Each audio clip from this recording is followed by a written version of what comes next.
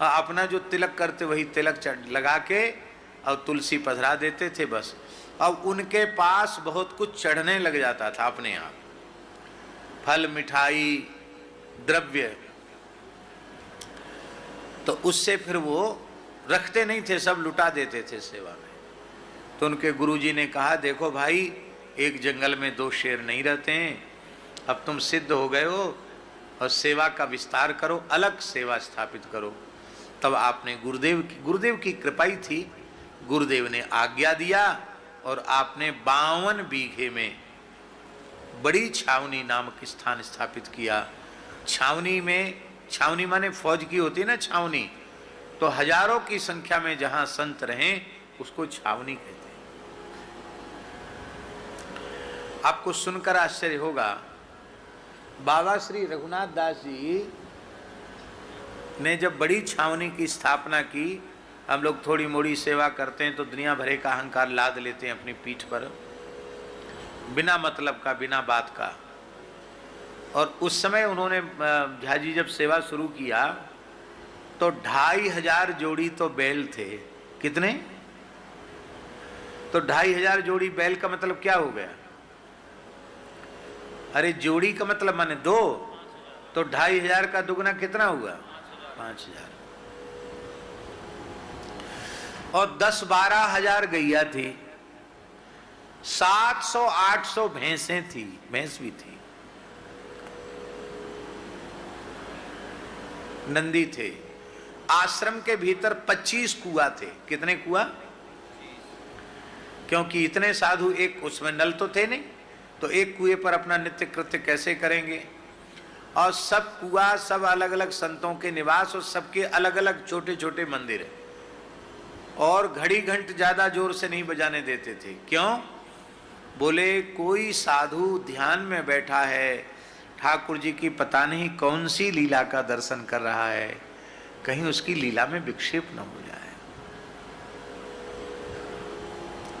ऐसे महापुरुष थे। अयोध्या के राजा हनुमान जी हैं। हनुमानगढ़ी में हनुमान जी अयोध्या के राजा हैं। और अयोध्या के राजा का अर्थ होता है पूरी सप्तद्वीपवती पृथ्वी का एक छत्र सम्राट। अयोध्या में भगवान ने किसी को राजा नहीं बनाया, अयोध्या में हनुमान जी को राजा बनाया। क्यों बनाए हनुमान जी को राजा? इसलिए बनाया कि कुशलव तो बहुत पीछे प्रकट भये, पहले तो पुत्र के रूप में किशोरी जी ने हनुमान जी को ही स्वीकार किया। इसलिए सीताराम जी के प्रथम लाडले पुत्र तो श्री हनुमान जी ही हैं। इसलिए हनुमान जी को अयोध्या की गद्दी पर बिठाया। हनुमानगढ़ी में एकमात्र हनुमान जी का वह स्वरूप है पूरी धरती पर, जहां श्री हनुमान जी सिंहासन पर बैठे हैं और पीछे से राम लक्ष्मण भरत शत्रुघ्न चारों भाई और माता जी किशोरी जी, ये सब के सब पीछे खड़े हैं। जैसे राजा के पीछे लोग खड़े रहते हैं ना, छड़ी छत्र वगैरह लेके। छड़ी छत्र तो नहीं है ठाकुर जी के हाथ में, लेकिन ऐसे ही खड़े हैं जैसे राजा के पीछे कोई छड़ी छत्र लेकर खड़ा रहता है। तो हनुमान जी की चढ़ोतरी सबसे ज्यादा होती है।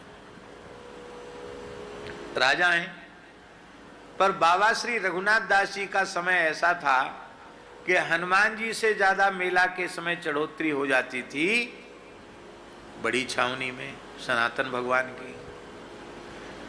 तो मुनि बैठे रहते थे, मेला के बाद सारा लेखा जोखा होता था, कितना आया कितना गया। फिर साधु जाता था और वो पूछ के आता था वहां हनुमानगढ़ी में कि राजाधिराज हनुमान जी को कितनी भेंट आई।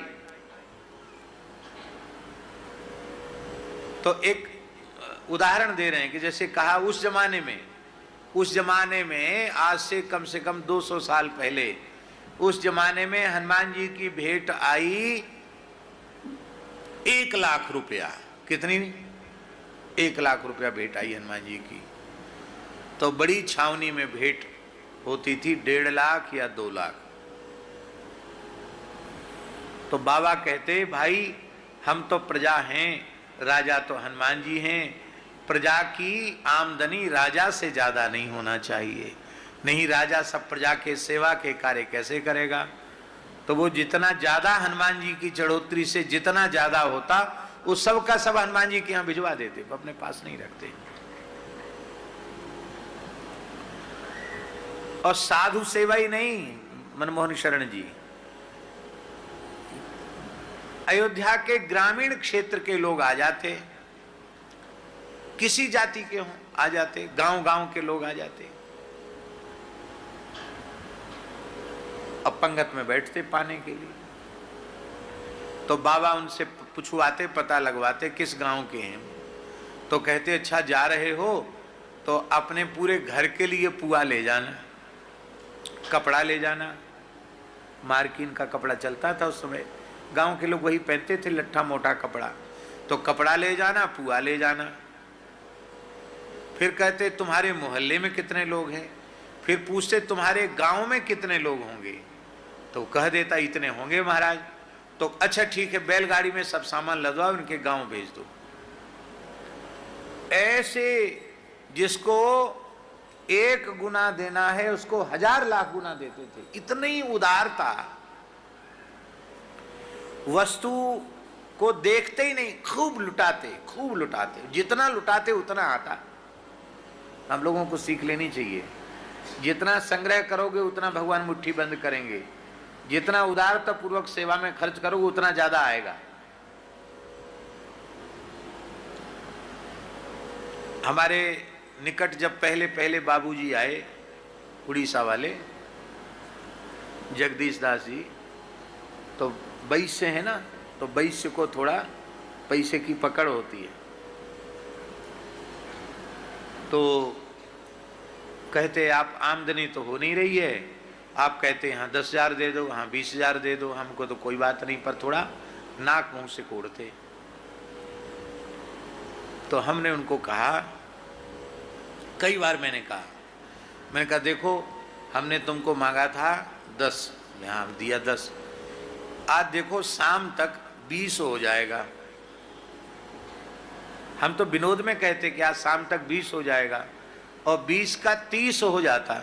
तो बाबूजी को 10-20 बार ऐसा चमत्कार हुआ। बोले अब हम कान पकड़ते हैं, आप जितना कहोगे, जब कहोगे, जो कहोगे हम दे दें। और बिल्कुल पक्की बात, आप कंजूसी करोगे तो ठाकुर जी की तरफ से कंजूसी है। और अब तक सारे काम 0 बजट से शुरू हुए, पहले से कहीं कोई पैसे की व्यवस्था नहीं, और कोई काम रुका अब तक न रुका, न रुकने वाला है, क्योंकि हम करता है ही नहीं, करता और कारिता श्री रघुनाथ जी। तो ऐसे बाबा लुटाते थे। अकाल पड़ गया, अन्न का कंट्रोल हो गया, और लाखों हजारों लोग आकर के वहां भोजन करने लगे बड़ी छावनी में। महाराज चूल्हा कभी ठंडा ही नहीं होता था, और पुआ की तई कभी उतरती ही नहीं थी। अंग्रेज गवर्नर आया, अंग्रेज गवर्नर आया, उसने कहा सरकार से तो कुछ मांगता नहीं, यहां से उठ के कहीं जाता नहीं, इतनी सेवा कैसे करता है। तो अंग्रेज गवर्नर ने उनसे पूछा, आपका उपासना क्या है। टूटी फूटी हिंदी बोलता था। आपकी उपासना क्या है, आपका उपासना क्या है। मैंने उसके कहने का अर्थ ये था कि आप कौन सी सिद्धि कर रखे हो, किसकी उपासना करते हो कि इतना सब कुछ आता है, और हिसाब किताब लगाना भी बहुत कठिन है। तो आपने हाथ जोड़कर कहा, सबको राम जी बोलते थे, कहा राम जी कोई उपासा न रह जाए, यही हमारी उपासना है। माने कोई भूखा न रह जाए, यही मेरी उपासना है। उनकी परंपरा में एक बड़े दिव्य महापुरुष हुए। ये गोबर के ऊपर इतनी बड़ी भूमिका बनानी पड़ रही हमको। एक दिव्य महापुरुष हुए, उनका नाम हुआ श्री महंत श्री कौशल किशोरदास जी महाराज। वहां की ये परंपरा है बड़ी छावनी की, कि वहां के महंत के आगे, आचार्य के आगे कान्य कुब्जाचार्य लिखा जाता है। कान्य कुब्ज विप्र कुलोत्पन्न व्यक्ति ही वहां आचार्य पीठ पर आसीन हो सकता है। ब्राह्मणों में भी दूसरा ब्राह्मण होगा अन्य, सरयू पारीण सनाढ़ आदि, तो वहाँ नहीं रह सकता, ऐसी मर्यादा है। एक आध बार कभी उस मर्यादा को तोड़ने का प्रयत्न किया तो जिसको बिठाया वही समाप्त हो गया, तब से यही पक्का है। अच्छा, एक और विशेषता है, वहाँ गद्दी नसीन होने के बाद फिर 52 बीघे के बाहर नहीं निकल सकता। कभी कभार सरयू जी चुपचाप जा सकता है बस, और फिर हनुमानगढ़ी, कनक भवन कहीं नहीं जा सकता, वहीं रहेगा बस। अंतिम यात्रा जब निकलेगी तब जल समाधि के लिए सरयू जाएगा, उसके पहले जैसे हमारे टटिया स्थान के महंत जी नहीं निकलते, ऐसे ही नहीं निकलता। ये मर्यादा है हनुमानगढ़ी में और बड़ी छावनी। हनुमानगढ़ी में भी जो गद्दी नसीन है, वो गद्दी पर विराजने के बाद जब पधार जाएंगे तभी सरजू जी जाएंगे, उसके पहले उसी 52 बीघा में रहते हैं, बाहर नहीं निकल सकते, मर्यादा। तो श्री कौशल किशोर दास जी के जो पूज्य गुरुदेव थे, मुझे नाम विस्मरण हो रहा है, वो अपने शिष्य को बड़ी छावनी के आचार्य पद पर, कान्य कुब्जाचार्य पद पर प्रतिष्ठित करने वाले थे। और अनी अखाड़े आ गए, बाजे बजने लग गए, पंडित ब्राह्मण आ गए, मंत्रोच्चारण करने लगे, और मुहूर्त का विचार तो पुराने लोग करते ही थे। तो इस मुहूर्त पर महंत जी को गद्दी पर बिठाना है, और जिनको महंत बनाया जाना तय हुआ था भैया जी, वो थोड़े सजने में लगे थे कि बढ़िया से मीड़ मीड़ के नहा लें, और बढ़िया अचला और बढ़िया पाग वाग बांध के, और थोड़ा बढ़िया सज धज के आवें, जूड़ा उड़ा बांध के, जटा वटा बढ़िया से बांध के तवावें। और पंडित जी कह रहे थे, अरे भाई मुहूर्त निकल जाएगा, फिर बुलाओ महंत जी को, बुलाओ महंत जी को बुलाओ।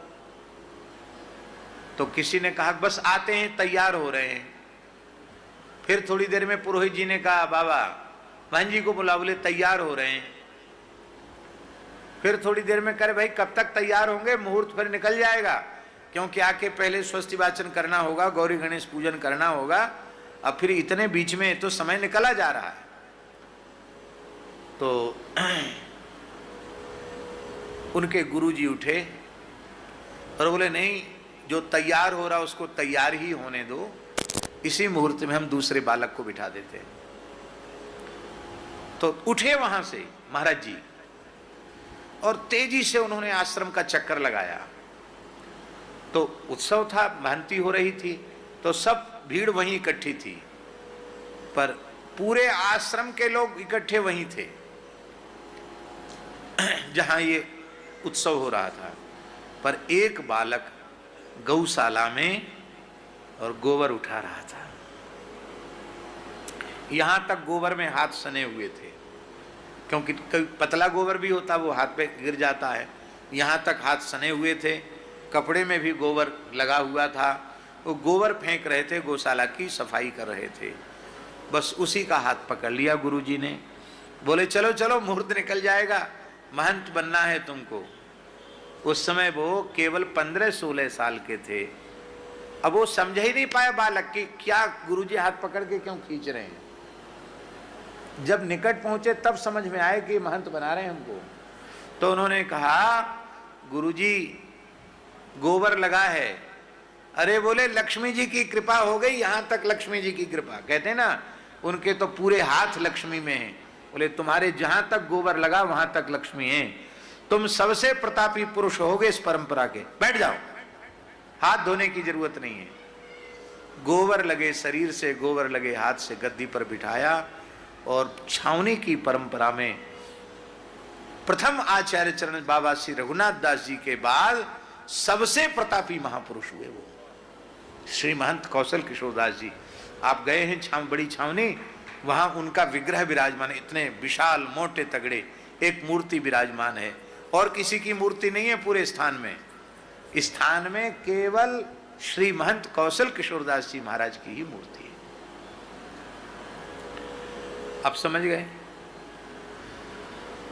जिसने गोबर नहीं उठाया वो योग्य था, सब संभालता था, वो बेचारा तैयार ही होते रह गया, और जो गोबर उठाता था वो इतनी बड़ी गद्दी पर विराजमान हो गया गुरुजी की कृपा से। एक गुरुजी की कृपा कैसे हुई? गौ सेवा के माध्यम से। इसलिए ये भाव जगाना कि वे हाथ धन्य हैं जो अपने हाथ से गाय का गोबर उठाते हैं। वे हाथ धन्य हैं जो गाय के लिए न्यार सानी खुद बड़े प्रेम से अपने हाथ से तैयार करते हैं। वे हाथ धन्य हैं जो गाय को खोजौरा करते हैं, गाय की पीठ को सहलाते हैं। जहां गाय अपना मुख नहीं ले जा सकती वहां उसको खुजाते हैं, उसको सुख पहुंचाते हैं। वे हाथ धन्य हैं। हम लोगों को गौशालाओं के लिए सरकारी अनुदान अथवा व्यक्तियों के अनुदान की आवश्यकता इसलिए पड़ रही है क्योंकि जैसी श्रद्धा से गौ सेवा हमें करनी चाहिए वैसी श्रद्धा से हम गौ सेवा नहीं कर पा रहे। आप कहेंगे आपने तो बहुत बड़ी बात कह दी, कहीं नहीं हो रही है ना, कहीं नहीं हो रही।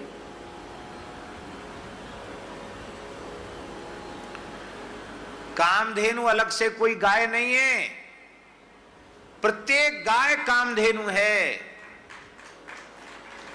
गाय का मतलब वेद लक्षणा भारतीय देसी गाय, जर्सी दोगली नहीं। हमने यहां स्पष्ट कर दिया। पूज्य पथमेड़ा महाराज जी की विशेष आज्ञा हुई।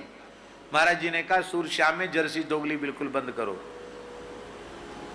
शुद्ध देसी गाय लो, नहीं तो ब्रजवासी देसी गाय के पालन के लिए प्रोत्साहित ही नहीं होंगे। आगे चलकर लोग भूल जाएंगे देसी और जर्सी में फर्क क्या है। आरंभ में लोगों ने थोड़ा नाक मुंह भी सिकोड़ा, लेकिन शायद अब तो सब ठीक है, सब अनुकूलता है। महापुरुष कोई नियम बना जाते हैं, उसका लाभ सबको मिलता है। कामधेनु की संतान कामधेनु नहीं है क्या? प्रत्येक तुलसी का पौधा कल्प वृक्ष है। आप जो चाहो तुलसी जी से प्राप्त हो, सब कुछ देने में समर्थ हैं। अरे राम जी साक्षात ठाकुर जी को तुम्हारी गोद में बिठाने में समर्थ हैं। वस्तु और पदार्थ क्या होता है? धर्म अर्थ काम मोक्ष और पंचम पुरुषार्थ परम प्रेम वो तुलसी जी प्रदान करती है। पर श्रद्धा की न्यूनता के कारण तुलसी में पौधा या वृक्ष दिखाई पड़ता है। प्रत्येक शालिग्राम शिला, नर्मदेश्वर शिला, श्री गिरिराज शिला साक्षात चिंतामणि है। चिंतामणि का अर्थ होता है जो संकल्प करोगे वो आपको मिल जाएगा। पर हम नर्मदेश्वर, शालिग्राम और गिरिराज में शिला की बुद्धि रखते हैं, इसलिए हमको लाभ नहीं मिलता। जैसा लाभ मिलना चाहिए वैसा लाभ नहीं मिलता। हाँ, गिरिराज जी के बारे में एक बात स्पष्ट करना जरूरी है। हम गिरिराज जी की शरण में हैं, इसलिए गिरिराज जी का स्मरण हमने किया।